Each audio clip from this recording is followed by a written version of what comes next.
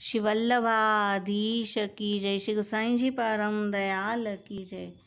श्री गोसाई जीનું શ્રી નામ રત્નાખ્ય સ્તોત્રનું 28મું નામ શ્રી કૃષ્ણ ભક્તિ પ્રવર્તક. શ્રી કૃષ્ણ ભક્તિ પ્રવર્તકાય નમઃ. તેઓ શ્રી કૃષ્ણની ભક્તિ ફેલાવનાર છે.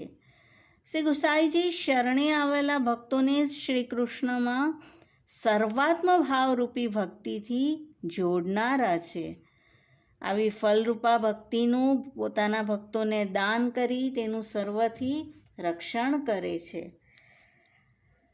શ્રી મહાપ્રભુજી કહે છે, સર્વાત્મ ભાવપૂર્વક સર્વદા શ્રી નંદનંદન કૃષ્ણની સેવા કરવી તે જ પુષ્ટિ ભક્તોનો એકમાત્ર ધર્મ છે. આવી સેવા સાધન પણ છે અને ફલ પણ છે. શરણે આવેલા અનેક જીવોને સેવા માર્ગે ચાલવાનો ઉપદેશ આપી જેવો જેનો અધિકાર હતો તે પ્રમાણે સેવાની રીત પ્રીત આપે બતાવી છે. અને શ્રી ગુસાઈજી શ્રી કૃષ્ણનું જ અવર સ્વરૂપ છે. માટે પૃથ્વી પર પ્રાગટ્ય ભક્તિ યોગનો વિસ્તાર કરવા માટે થયું છે અને માટે જ આપ શ્રી કૃષ્ણ ભક્તિના પ્રવર્તક છે. અને વાર્તા ચરિત્ર સંગતિમાં ગુજરાતના એક વણિકની દીકરીનો બ્યાહ રામાનંદી સાથે થયો હતો. બંને અલગ અલગ ભાવથી એક જ સ્વરૂપની સેવા કરતા. જ્યારે પતિ સેવા કરે ત્યારે શ્રી રામચંદ્રજીના ભાવથી કરે અને પત્ની કરે ત્યારે શ્રી કૃષ્ણચંદ્રજીના ભાવથી કરે. બંને પોતપોતાના ઈષ્ટ પ્રભુની પ્રશંસા કરે. ઈષ્ટમાં ભાવ વધતો ગયો. એકવાર તેમનો વિરતાપ જોઈ સાક્ષાત પ્રભુ પ્રગટ થયા ને કહ્યું કે હું તમારા પર પ્રસન્ન છું, તમે લડશો નહીં. તો શ્રી ગુસાઈજીની કૃપાથી શ્રી ઠાકોરજીએ તેના પર આવી કૃપા કરી હતી. અને હજી એક પ્રસંગ આવી શકે જે છે, એક શેઠ કી બેટી જાને श्री बालकृष्ण लाल जी को श्री मदन मोहन जी किए. नित्य लीलाना कृष्ण हिता, कृष्ण को सदा हित करवे वारी है. અને જ્યારે શ્રી ગુસાઈજી પાસે નામ નિવેદન થયું, શ્રી ગુસાઈજીએ મદન મોહનજીનું સ્વરૂપ પધરાવી આપ્યું અને તેણે પૂછ્યું હતું, મહારાજ ઠાकुर याही भांति के होत है? श्री गुसाईजीએ કહ્યું, હા ઠાकुर याही भांति के होत है. અને વર્ષો સુધી ઘરમાં સેવા કર્યા કરે. એકવાર એક વિરક્ત વૈષ્ણવ જેના શ્રી બાલકૃષ્ણલાલજી જેના માથે બિરાજતા હતા તે ગામમાં આવ્યો અને પૂછ્યું કે અહીંયા કોઈ મર્યાદી વૈષ્ણવ છે તો હું મારા શ્રી ઠાકોરજીને તેના ઘરે રાજભોગ આરોગવા માટે પધરાવું. અને ડોકરી પાસે તે ગયો. ડોકરીએ કહ્યું કે હમણાં જ હું હવે રાજભોગ ધરીશ. અને શ્રી ઠાકોરજીને તેને ત્યાં પધરાવ્યા. હવે જેવા જાપીજી ખોલ્યા, श्री बालकृष्णलालजी को स्वरूप देखी डोकरी चक्रत वैर गई. मन में कहे इनके पाँव ऐसे टेढ़े हो रहे हैं, हाथ में लडुआ है. श्री ठाकुर जी ऐसे क्यों भय? मैंने तो श्री गुसाई जी से पूछी हती, श्री ठाकुर जी ऐसे ही होत है.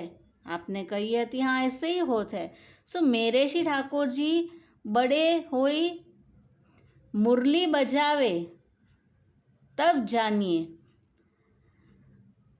या के ठाकुर ऐसे क्यों भय? चिंता करन लागी. ठाकुर जी के हाथ पांव अकड़ गए हैं. महाराज ठाकुर जी से कहे, महाराज ये वैष्णव बड़ो मूर्ख है, तुम्हारो जतन न राख्यो. उनाले में गोकुल जातो तो तुम्हारे हाथ पांव की कछु औषधि न करनी पड़ती.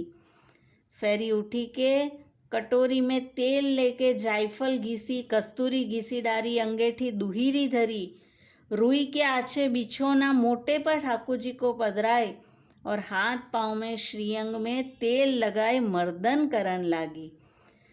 प्रभु जी आप ऐसे क्यों भये? એટલું બધું પીડા થઈ છે તે બાઈને, તેનાથી સહન ન થયું અને કહે છે, હાય હાય શ્રી પ્રભુજી को ऐसा दुख देखी मेरी देह क्यों न छूटी. श्री ठाकुर जी विचारे, बाई को भाव बड़ो सूदो है, जहाँ ताई मैं हाथ पाँव सूधे न करूँगो यह छोड़ेगी नहीं। राजभोग की सामग्री शीतल हो जाएगी, याही के ठाकुर बैठे रहेंगे। और ठाकुर या के ठाकुर जी जैसे श्याम सुंदर मुरली मनोहर भये, तब डोकरी बड़ी प्रसन्न भई। ठाकुर जी के पास रुई के धूरे वागा, फरगुल, टोपा, अंगीठी धरी और अपने ठाकुर जी के आगे एक थार धरियो, जहाँ में दही मिठाई सगरी सामग्री धरी। और या के ठाकुर जी से विनती करी, महाराज तुमको गोरस बहुत प्रिय है, परंतु तुम्हारे हाथ पांव अकड़ गए हैं, ताते तुम आज आछे भये हो। 2-4 दिन ताती सामग्री आरोगो, श्रीअंग में बल होएगो, तब मैं दही मठा बहुत आरोगाऊंगी, चिंता मती कर्यो। अने પ્રભુને આ રીતે ભોગ ધર્યો, વિરક્ત આવ્યા અને જ્યારે આવું બધું દોહરી રજાઈ વગેરે હતું તેનાથી વિરક્તને સમજ ન પડી કે મારા બાલકૃષ્ણલાલજી હવે મદન મોહનજી થઈ ગયા છે। રાત્રે ભગવદ્ વાર્તા કરી। ડોકરી કહે છે કે વૈષ્ણવ 10-5 दिन मेरे घर में रहो, तुम्हारे ठाकुर जी को आराम भयो है। विरक्त कहे, डोकरी तू बावरी भई है, ठाकुर जी कहा मानदे होत है, तुम मानदे हो, सो ऐसे बोला तो मैं तो संग के या संग में मैं जाऊंगो। अने डोकरी वारे वारे तेने રહેવા માટે કહે છે, પણ વિરક્તને કछु સંદેહ થયો કે મારા સુંદર ઠાકોરજીને જોઈને આ ડોકરીને રાખી લેવા લાગે છે। બીજે દિવસે જ્યારે મંગલા કર્યા અને જુએ છે તો મદન મોહનજીનું ઠાડું સ્વરૂપ। વિરક્ત કહે છે, ડોકરી મેરે તો ગૌર स्वरूप बालकृष्णलाल जी हते, हाथ में लडुआ लिए, सो तू बेगी लाव, तेने मेरे श्री ठाकुर जी पलटी लिए है। अने डोकरी कहे, मैंने तेल मसल के श्याम स्वरूप किए। श्री गुसाई जी પાસે બંને જણા જાય છે ઠાકોરજીને પધરાવીને, અને માર્ગમાં પણ તે જ લડે છે કે તે મારા ઠાકોરજી લઈ લીધા। અને ડોકરી કહે, તું યા પ્રકાર સેવા કરત હે, ઠાકોરજી પીરે પડી ગए હતે, अब तू श्री गुसाई जी तो को देख कहा कहेंगे। श्री गुसाई जी પાસે આવે છે, બ્રજમાં दंडवत करे छे અને डोकरी कहे छे, महाराज ऐसे के हाथ ठाकुर जी मती पधराओ, शीतकाल में ठाकुर जी को ले निकसे है, वस्त्र सामग्री हूँ भेली नहीं, और ठाकुर जी को पीरे किए।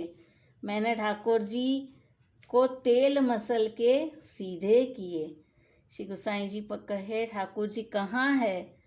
कहे, जापी जी में है। અને જ્યારે ભીતર જઈ શ્રી ગુસાઈજી જાપીજી ખોલે છે, પ્રભુજીને પૂછે છે, બાવા યહ કહા है?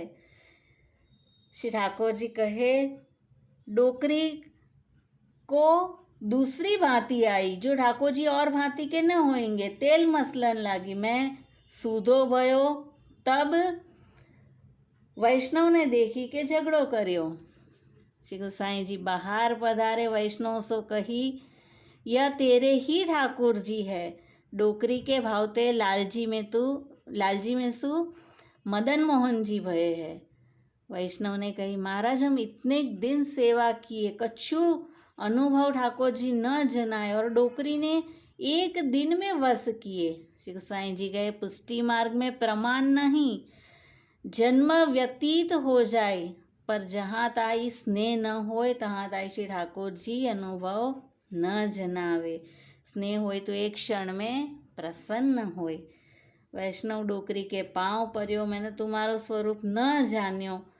और डोकरी ने कही, ऐसे मती करो, मुँह पर तुमने बड़ी कृपा करी, तुम झगड़ो न करते तो श्री गोसाई जी के दर्शन, श्री गोकुल के दर्शन तथा श्री जमनापान कैसे करती। तो आ रीते एक वाરમાં શ્રી ઠાકોરજીએ તેને સાનુભાવતા જણાવી, તેના શ્રી મદન મોહનજી જેવા પ્રભુજી થઈ ગયા। તો આવા સર્વાત્મ ભાવનું દાન શ્રી ગુસાઈજી પોતાના નિજજનોને કરે છે, અને માટે જ આપ શ્રી કૃષ્ણ ભક્તિના પ્રવર્તક છે। શ્રી કૃષ્ણ ભક્તિ પ્રવર્તકાય નમઃ. શ્રી વલ્લભાધીશ કી જય.